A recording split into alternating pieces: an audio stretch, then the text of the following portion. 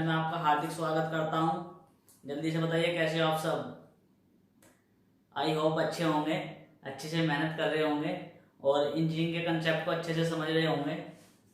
देखो गाइज, हम स्टार्ट करते हैं आरसीसी। ठीक है, आरसीसी में मैंने 2 या 3 लेक्चर बना दिए हैं। ठीक है, आज हम न्यूमेरिकल कराने वाले हैं और ये लेक्चर आपके लिए बहुत इंपॉर्टेंट होने वाला है गाइज। ठीक है, तो न्यूमेरिकल स्टार्ट करते हैं। ठीक है, देखो गाइज, ये फर्स्ट न्यूमेरिकल है। आपको एक बीम दिया हुआ है। ठीक है, बीम की विड्थ गिवन है आपके पास, कितनी है 260 और डेप्थ, ओवरऑल डेप्थ कितना है 600। ठीक है, और इफेक्टिव कवर कितना है 5 ठीक है, और इसमें जो स्टील लगा हुआ है, स्टील का एरिया कितना दिया हुआ है गाइज, AST = 157 mm²। ठीक है, तो और क्या दिया हुआ है, सिग्मा ST 140 N/mm² और सिग्मा CBC 7 N/mm²। ठीक है गाइज, ये डाटा आपको गिवन है और इसमें m की वैल्यू है M13। m क्या था आपका, m था मॉड्यूलर रेशो। ठीक है, तो आपको क्या करना है गाइज, इस क्वेश्चन में आपको ANA और CNA निकालना है।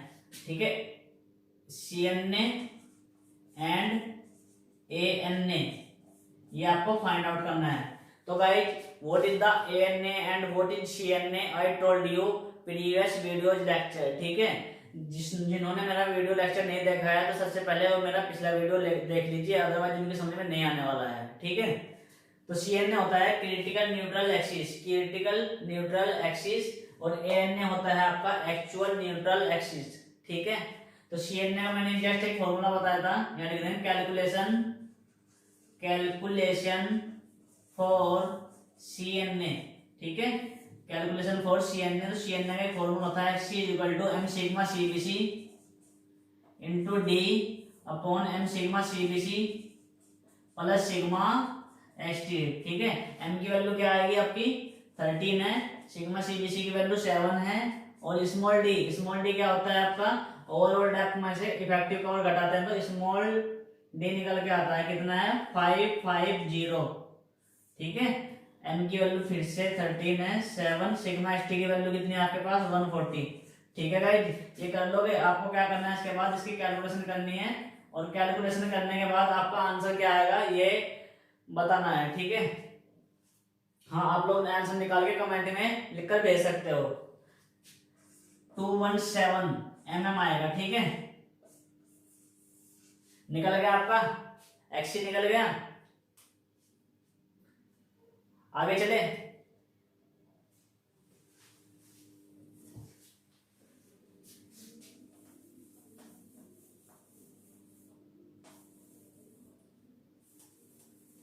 XC कितना निकला 217।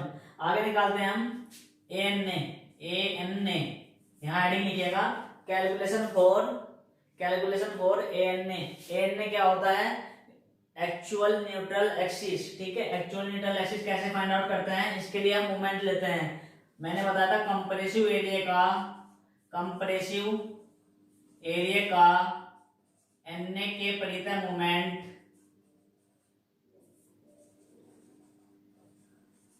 Is equal to tensile area का NA के परितः मोमेंट। ठीक है, मैंने दो जोन बताए थे, कंप्रेसिव जोन होता है आपका और एक टेंसाइल जोन होता है। ठीक है, और जो न्यूट्रल एक्सिस होती है उसके परितः में मोमेंट लेना है, जो NA होती है न्यूट्रल एक्सिस। ठीक है, तो कंप्रेसिव एरिया का NA के परितः मोमेंट निकालने से क्या आएगा, B इंटू x/2, ये आपका मोमेंट हो गया, इज इक्वल टू क्या होगा, टेंसाइल एरिया का NA के परितः मोमेंट। ठीक है, और ये XA हो जाएगा एक्चुअल के लिए।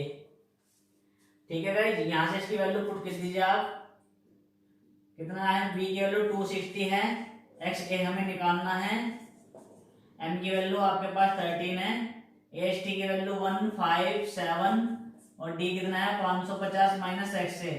ठीक है गाइज, तो तो यहाँ इसके बाद क्या होता है आपका, इसके बाद आपकी एक द्विघात समीकरण बनती है, आई मीन क्वाड्रेटिक इक्वेशन बनती है, जिसको आप एज ए कैलकुलेशन सोल्व नहीं कर सकते। तो इसके लिए आपको कैलसी की आवश्यकता पड़ेगी। आप 82 या फिर 100 एमएम का कैलकुलेटर खरीद लीजिए, उससे इसकी कैलकुलेशन होगी, ठीक है। और एग्जाम में अलाउ होता है कैलसी ले जाना, ठीक है। तो ये द्विघात समीकरण बनेगी, यहाँ पे द्विघात समीकरण जो भी बनेगी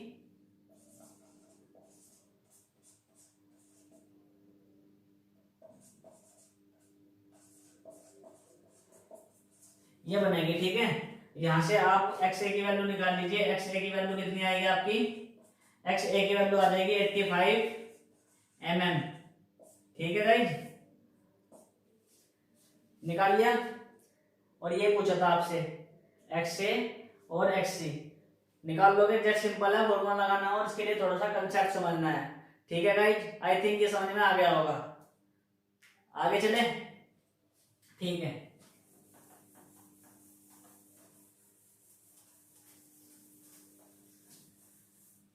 देखो आगे क्वेश्चन है आपका, बहुत इंपॉर्टेंट क्वेश्चन है ये भी।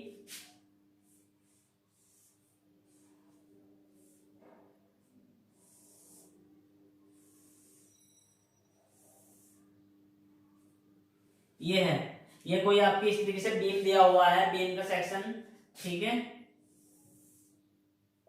ये एक्सिस मान लीजिए अन्य हो गया है, ठीक है। और ये क्या है आपका, ये एच टी है, कितना है, 4 बार है, 20 mm फाई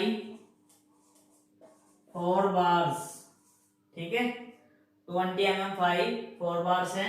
ये कितना है आपका 300 mm, इफेक्टिव डेप्थ दे रखी है इसमें 300 mm। इफेक्टिव कहां तक होती है, जहां तक आपका रीइंफोर्समेंट होता है उसके सेंटर तक, यहां तक है, ठीक है। और ये विड्थ कितनी है, यहां से यहां तक, ये विड्थ है गिवन है आपका क्वेश्चन में 200 mm, 200 mm, ठीक है। और ये दिया हुआ है डेप्थ 60 mm, ठीक है गाइज। ये आपका क्वेश्चन है। इस क्वेश्चन में आपसे क्या पूछा है, एन ने पूछा है, निकाल सकते हो, निकाल के बताओ, ठीक है। मैंने आपको समझा दिया है किस तरीके से एन ने फाइंड आउट करते हैं, निकाल के बताओ। और आपका जो आंसर आएगा मुझे कमेंट में लिखकर भेज दीजिए, ठीक है, मैं चेक कर लूंगा। देखो फिर भी मैं तुम्हें बता देता हूँ किस तरीके से आएगा। एन के लिए हमें कैलकुलेशन करनी होती है कि कंप्रेसिव एरिया का एन के परितः moment is equal to tensile area का एन के परितः मोमेंट, ठीक है गाइज। यहां तक समझ में आया। तो जो कंप्रेसिव एरिया होता है, कंप्रेसिव एरिया कौन सा है, ये कंप्रेसिव होता है, टेंसाइल होता है, ठीक है। ये ऊपरले वाला यहां से यहां तक भी मैंने एक्स डिस्टेंस मान ली है, ठीक है। तो क्या हो जाएगा b into x by 2, b into x by 2, ये कंप्रेसिव एरिया हो गया, ठीक है। लेकिन कंप्रेसिव एरिया क्या है, कुछ कम है, तो b इंटू एक्स ए बाय 2 आ जाएगा, प्लस इसमें से माइनस होगा, फिर इसमें से माइनस होगा कितना 60 इंटू कितना होगा 60 इंटू एक्स माइनस 30, इसका हाफ, ये हाफ कितना हो गया 30 हो गया, टोटल एक्स है। तो ये डिस्टेंस कितना बचता है यहाँ से यहाँ तक एक्स माइनस 30, ठीक है। समझ में आया। इज इक्वल टू क्या होता है फिर, एम की वैल्यू 18 है, मल्टीप्लाई एच टी कितना आ जाएगा 4 बार है, 4 मल्टीप्लाई 5/4 इंटू डी स्क्वायर, ठीक है, इंटू डी माइनस एक्स ए, और डी कितना है आपका 300। तो ये समीकरण बन गई गाइस आपकी, कुछ नहीं करना है, वही इक्वेशन है। कंप्रेसिव एरिया का एन के परितः मोमेंट और टेंसाइल एरिया का एन के परितः मोमेंट, ठीक है। कंप्रेसिव एरिया यहाँ पे क्या है, बी इंटू एक्स है, बी इंटू एक्स, बी की वैल्यू है 200, ठीक है, minus 60 into 60 minus x by 30, moment लेंगे तो ये तो आपका होता है एरिया, ठीक है। ये तो इसका पोर्शन का एरिया निकल जाएगा 60 इंटू 60, ठीक है। और ये आपका क्या है, ये डिस्टेंस है, इसके सेंटर से यहाँ तक की डिस्टेंस हो जाएगी, ये मोमेंट निकल जाएगा इस तरीके से आपका। तो एम और ये ए एस टी हो गया और ये आपका फिर डी माइनस एक्स है। ठीक है, ज्यादा डिफिकल्ट नहीं है, कैलकुलेशन कर लेना। ये 100 आ जाएगा तो एक इक्वेशन बनेगी यहाँ से आपकी, एक द्विघात समीकरण बनेगी एक्स स्क्वायर प्लस के 190.1 एक्स माइनस, ये आपकी एक द्विघात समीकरण बनेगी। ठीक है, इस द्विघात समीकरण को आप कैलसी की सहायता से सोल्व कीजिए और सोल्व करने के बाद एक्स की जो वैल्यू आएगी वही आपका क्या होगा, आंसर होगा। ठीक है, मैं जस्ट बता रहा हूँ कैसे होगा। माइनस के B plus minus under root के अंदर बी स्क्वायर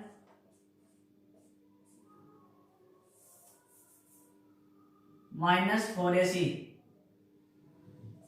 4ac ए की वैल्यू 1 है, सी की वैल्यू कितनी है 66, 70, 50, ये प्लस हो जाएगी अपॉन 2a।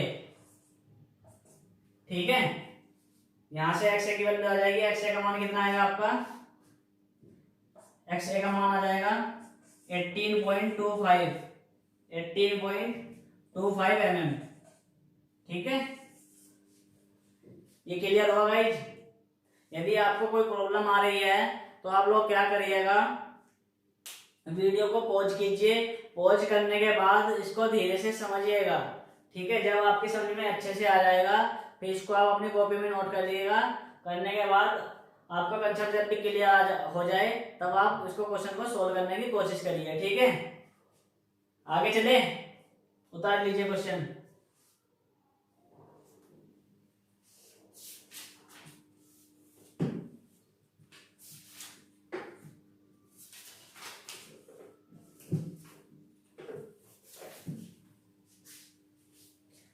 उतार लिया, आगे चले।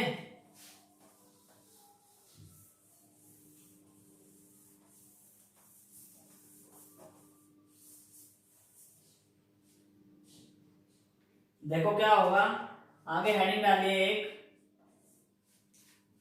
Percentage of steel in RCC, percentage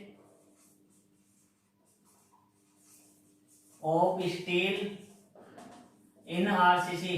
ठीक है, percentage of steel in RCC डाल दिया। परसेंटेज ऑफ स्टील आरसीसी क्या होता है, P is equal to AST, जो एरिया होता है स्टील का उसको टोटल एरिया से डिवाइड करते हैं B इंटू डी से और 100 से मल्टीप्लाई करते हैं तो आपका क्या निकलता है, परसेंटेज ऑफ स्टील निकल जाता है। ठीक है, और इसके बाद ये समीकरण नंबर 1 मान लीजिए। एक होता है आपका कंप्रेसिव एरिया का negative moment is equal to tensile area का नेगेटिव मोमेंट, वहां से भी आप AST निकाल सकते हो। ठीक है, आई मीन बैलेंस सेक्शन के लिए C is equal to T करके कंप्रेसिव एरिया को टेंसाइल एरिया के इक्वल टू करके। ठीक है, कंप्रेसिव एरिया का क्या होता है, B into x A by 2 होता है, B into x into sigma CBC, ये होता है कंप्रेसिव एरिया। ठीक है, टेंसाइल एरिया कितना होता है, टेंसाइल फोर्स, ये फोर्स होते हैं आपके कंप्रेसिव फोर्स और tensile force, sigma S T into A S T. ठीक है, ये समझ में आ गया। यहां से आप ए एस टी की वैल्यू निकालिए, ए एस टी की वैल्यू क्या आ जाएगी आपकी, एक्स ए इंटू सिग्मा CBC बाय 2, और ये वैल्यू आप समीकरण नंबर 1 में रख दीजिए। ठीक है, जब ये वैल्यू आप समीकरण नंबर 1 में रखेंगे तो समीकरण नंबर क्या हो जाएगी, BXA बाय 2 सिग्मा CBC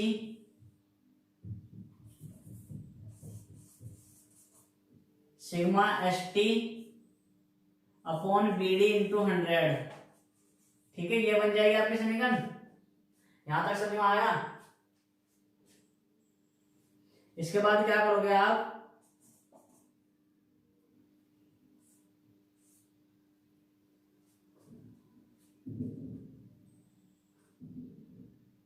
इसके बाद क्या करोगे, इसकी कैलकुलेशन B से B कट जाएगा आपका, 2 से ये कट जाएगा 100,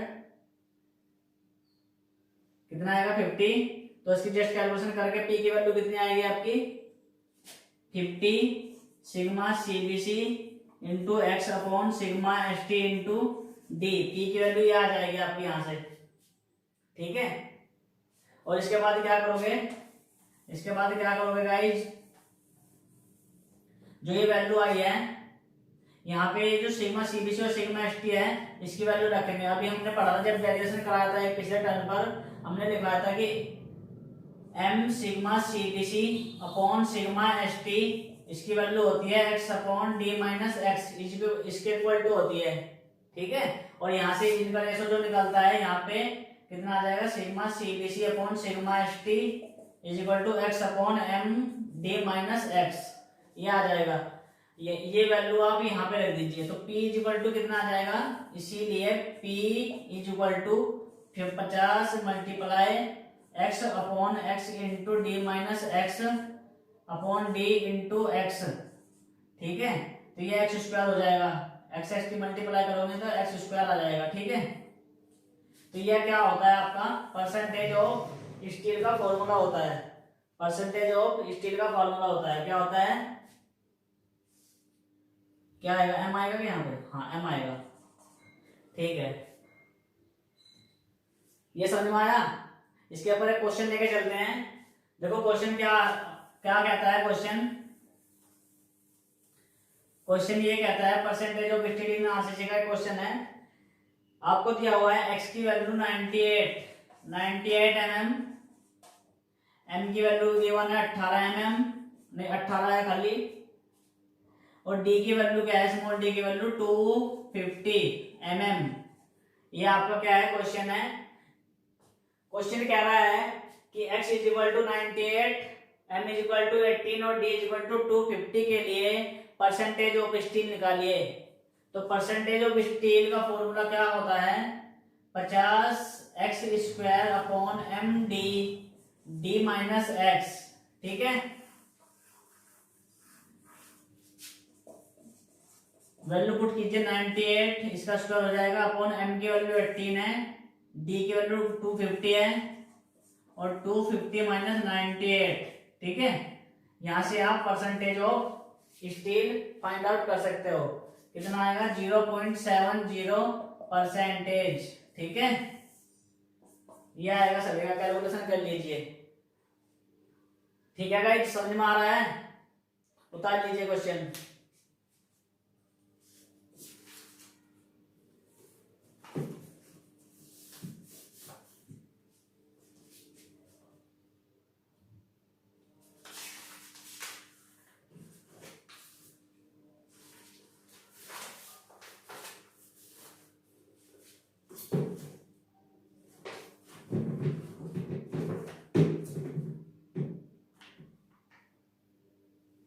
उतार दिया, आगे चले।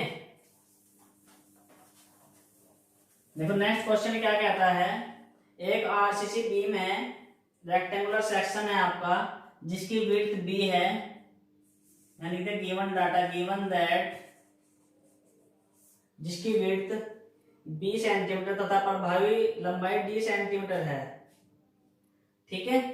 विड्थ जो है आपकी वो b है और इफेक्टिव डेप्थ क्या है आपकी स्मॉल d है, ठीक है।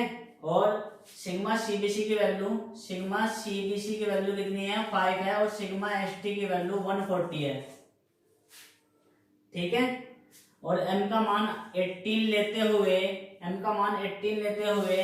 नंबर 1 फाइंड आउट करना है आपको, नंबर 1 फाइंड आउट करना है बल शून्य रेखा की स्थिति,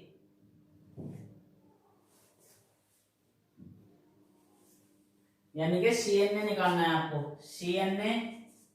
और नंबर दूसरे पे निकालना है आपको लीवर आर्म, और तीसरे नंबर पे निकालना है आपको मोमेंट, और फिर इसके बाद पूछा है आपसे परसेंटेज ऑफ स्टील, ठीक है गाइस। देखो मैंने इस तरीके के अभी आपको कम से कम 3 या 4 क्वेश्चन करा दिए हैं, जिसमें आपको ANA पूछा था, लीवर आर्म भी पूछा था, मोमेंट ऑफ रेजिस्टेंस का फॉर्मूला बताया था, ठीक है। और परसेंटेज ऑफ स्टील कैसे निकलता है ये भी बता दिया है, ठीक है। तो आप इनको खुद करने की कोशिश कीजिए, ठीक है। और जो आपके आंसर आते हैं मुझे 1 बाय 1 कमेंट में लिखकर भेज दीजिए, ठीक है। मैं चेक करके बता दूंगा कि जिन लड़कों ने सही किया था उनका आंसर सही आया था, ठीक है। देखो किस तरीके से सोल्व करते हैं। सबसे पहले हम A N A find out करते हैं। ए एन ए के लिए क्या formula, C N A find out करते हैं। सी एन ए के लिए क्या फार्मूला होता है आपका, क्रिटिकल न्यूट्रल एक्सिस के लिए x C equal to M sigma CBC into D upon M into sigma CBC plus sigma S T. ठीक है, x C equal to M sigma CBC into D upon M sigma CBC plus sigma S T. M की वैल्यू कितनी है आपके पास, M की value है 18 और सिग्मा सीबीसी की वैल्यू कितनी है 5 इंटू डी। डी आपको पता नहीं है। एम सिग्मा सीबीसी की वैल्यू कितनी है 18 इंटू 5 और सिग्मा एस टी की वैल्यू आपको गिवन है 140। ठीक है, यहाँ से इसकी कैलकुलेशन कर लीजिए। कैलकुलेशन करने के बाद एक्स की वैल्यू बताओ कितनी आएगी, डी के टर्म में बताना है, डी के टर्म में ही बताना है। 0.39 डी आ जाएगा, 0.39 डी। ठीक है, एक्स की वैल्यू निकल गई यहाँ से। यही आया सभी का, क्लियर हो गया। आगे चले लीवर आर्म। नेक्स्ट पूछ रहा है आपसे लीवर आर्म। लीवर आर्म क्या होता है, Z is equal to x D minus x by 3, D minus x by 3। ठीक है, डी की वैल्यू कितनी गिवन है आपकी, डी की वैल्यू तो डी है माइनस एक्स बाय 3। ये एक्स क्या है आपका, एक्स की वैल्यू अभी अभी आपने निकाली है 0.39 डी बाय 3। ठीक है, इस जैसे को काटेंगे 13 आ जाएगा, 1 में से घटाएंगे कितना आ जाएगा 87.87 डी, 0.87 डी। ठीक है, 0.87 डी यही आ रहा है ना। हाँ, मैच करते हुए चलिएगा। एक्स की वैल्यू आई है 0.39 डी और लीवर आर्म की वैल्यू आई है 0.87 डी। ठीक है, आगे चले। नेक्स्ट आपसे पूछा है मूवमेंट। नेक्स्ट पूछा है आपका मूवमेंट। मूवमेंट क्या होता है, एम आर। एम आर का फॉर्मूला क्या होता है, एम आर का फॉर्मूला होता है आपका जितना भी आपका टोटल संपीड़न फोर्स होता है और जो लीवर आर्म होती है उनकी दोनों की मल्टीप्लाई क्या होता है आपका मोमेंट होता है। संपीड़न फोर्स क्या होता है आपका half sigma CBC B into x, B into x multiply में डी माइनस एक्स बाय 3। ये होता है आपका हाफ सिग्मा सीबीसी की वैल्यू कितनी है 5 और डी की वैल्यू बी है, एक्स की वैल्यू कितनी है 0.39 डी ये निकाला है और लीवर आर्म हमने निकाला है 0.87 डी। ठीक है, यहाँ पे डी के टर्म में आएगा मोमेंट। ठीक है, इसकी वैल्यू बताओ कितनी, कैलकुलेशन करके बताओ। 0.87 की मल्टीप्लाई 0.39 से करो, उसके फिर 5.2 से मल्टीप्लाई करो, कैलसी से बताओ कितना आंसर आएगा गाइस, बताइए। 0.85 बी डी स्क्वायर।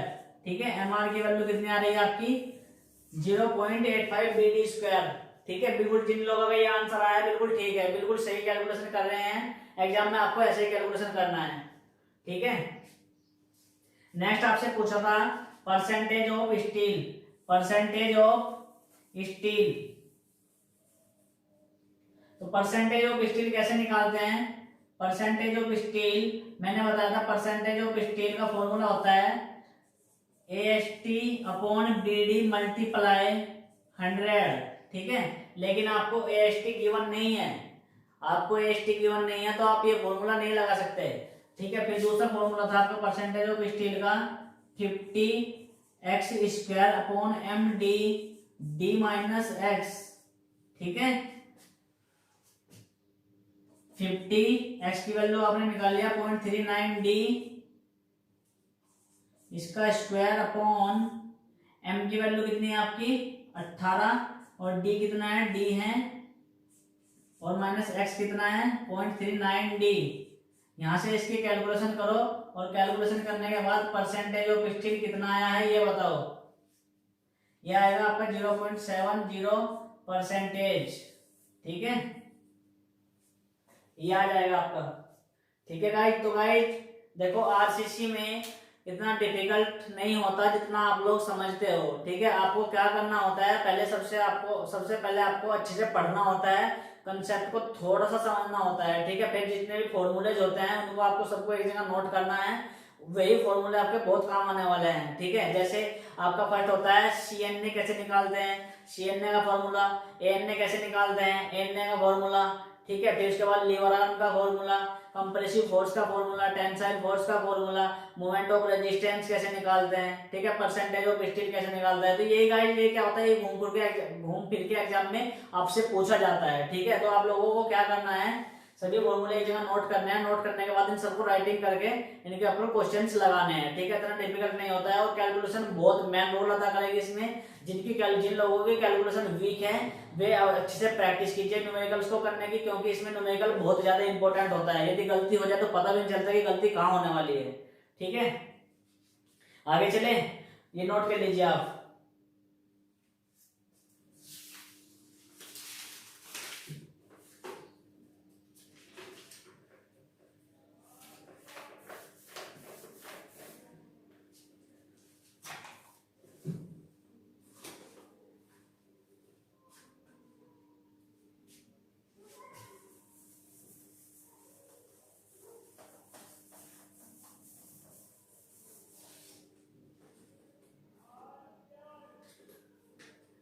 देखो गाइस, ये क्वेश्चन दिया हुआ है आपका, आरसीसी की बुक में है। बुक का नाम है आपका डीवी गुप्ता। डीवी गुप्ता के न्यूमेरिकल्स कराता हूँ मैं सभी, ठीक है। आपको सारे न्यूमेरिकल्स बुक में मिल जाएंगे, ठीक है। वहां से नोट करते हुए चलिए। क्या कह रहा है, आरसीसी रेक्टेंगुलर बीम है जिसकी चौड़ाई कितनी है, 200 mm है। एक आपको बीम बनाना है, इसकी विड्थ कितनी है, 200 mm है। और इसकी इफेक्टिव डेप्थ कितनी है, 400 mm है, ठीक है। अरे आपको टोटल ओवरऑल डेप्थ और इफेक्टिव डेप्थ में तो पता है ना, इफेक्टिव डेप्थ क्या होती है, जहां पे आपका स्टील होती है, स्टील तक की जो डिस्टेंस होती है उसको इफेक्टिव डेप्थ बोलते हैं। यदि ये डेप्थ यहां तक होती है तो उसको ओवरऑल डेप्थ बोलते हैं, ठीक है। और ये एएसटी है, एएसटी कितना दिया हुआ है आपका, 1256 mm², ठीक है। और दिया हुआ आपका सिग्मा सीबीसी कितना है, 5, और सिग्मा एसटी कितना है, 140, और एम की वैल्यू कितनी है, 18 है, ठीक है। ये दिया हुआ है आपका। तो गाइस आपसे पूछा है कि ये जो बीम है आपका, ये अंडर रिइंफोर्स्ड है या फिर ओवर, अंडर या ओवर ये बताना है। सिर्फ ये चेक करना है आपको कि ये अंडर है या फिर ओवर है। और अंडर ओवर के लिए क्या क्राइटेरिया है, मैंने आपको बताया था। हम सबसे पहले अंडर ओवर के लिए एक्ससी और एक्सए निकालते हैं, ठीक है। एक्ससी अधिक आता है तो अंडर होता है, एक्सए अधिक आता है तो अंडर होता है, एक्ससी अधिक आता है तो ओवर होता है, ठीक है। तो 1 बाय 1 लेके चलेंगे। सबसे पहले हम कैलकुलेशन करेंगे सीएनए के लिए, ठीक है। सीएनए के लिए कैलकुलेशन करेंगे। सीएनए का फॉर्मूला क्या होता है बताइए, कोई बताए क्या होता है फॉर्मूला। बाप बताओ कैसे हो आप लोग, मतलब फॉर्मूला भी याद नहीं करते। अरे कम से कम फॉर्मूला तो बता दो, फॉर्मूला भी याद नहीं करोगे तुम लोग तो फिर काम कैसे चलेगा, ठीक है। फॉर्मूला बताओ क्या होता है। हाँ, आपने जो नोट्स बनाए हैं नोट्स में देखो, पीछे देखो क्या होगा। अरे ये 1-2 पेज पढ़ लो, 1-2 पेज के पीछे आएगा। हाँ यही है, बताओ। m sigma CBC into D upon m sigma CBC plus sigma ST. जिन लोगों ने आंसर बताया वो ठीक बताया, ठीक है। पढ़ रहे हैं, मेहनत कर रहे हैं। m की वैल्यू कितनी है आपका, 18 है। सिग्मा सीबीसी की वैल्यू 5 है। डी की वैल्यू क्या है आपका, 400 है। और सिग्मा एसटी की वैल्यू 140 है। यहाँ तो आपको क्लियरली एक्सी निकल जाएगा, एक्सी की वैल्यू कितनी आई निकाल के बताओ, कितना है एक्सी की वैल्यू, 157 mm, ठीक है। यही आ रहा है सभी का, यही आ रहा है, ठीक है। आगे चलते हैं। एक्सी की वैल्यू कितनी आई, यहाँ नोट कर लीजिए। X C is equal to 157 mm, ठीक है। इसको रफ कर रहा हूं। इसके बाद आपसे पूछा है आपसे एएनए कैसे निकालते हैं। एएनए का फॉर्मूला क्या होता है, देखो इसका कोई फॉर्मूला नहीं होता है। इसके लिए हमें एक स्टेप याद रखना होता है जो कि कंसेप्ट से जुड़ा हुआ है, ठीक है। क्या होता है, कंप्रेसिव एरिया का एन के पिरिटम movement is equal to tensile area का एन के पिरिटम मूवमेंट, ठीक है, ये फंडा है। देखो क्या होगा, b into x by 2 m इंटू A S T into D minus x. ये क्या होता है आपका, ये तरीका होता है निकालने का, मोमेंट लिया हुआ है मैंने अन्य के भीतर, ठीक है।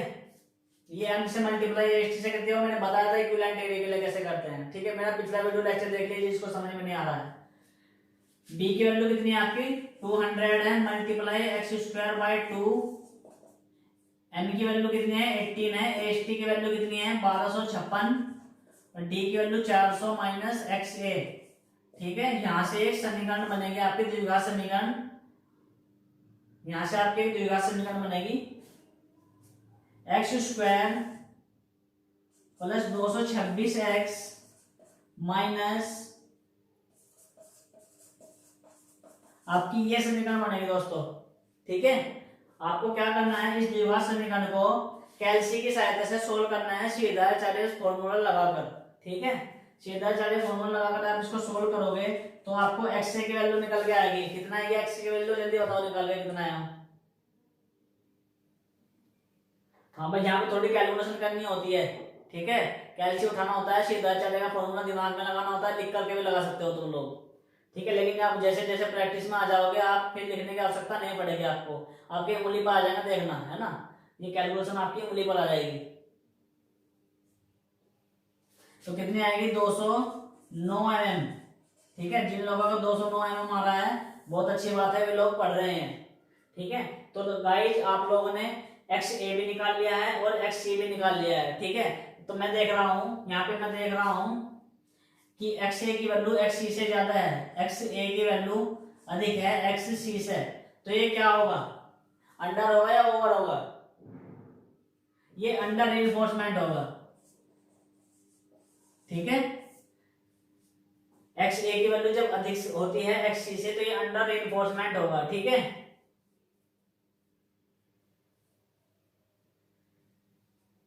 समझ में आ गया।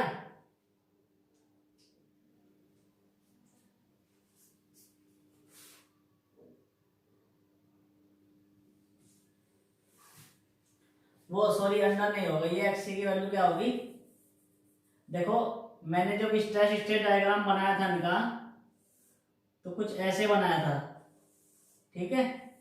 ये क्या आते हैं आपके सी एन ए और ए, सी एन ए तो फिक्स आती है, ए एन ए वेरी करती है, ए एन ए क्या है सी एन ए से ज्यादा है, ज्यादा का मतलब नीचे की और वेरी करेगी, यहाँ पे आएगी, ठीक है। तो ये कौन सा होगा आपका ओवर सेक्शन होगा, ओवर होगा, ठीक है।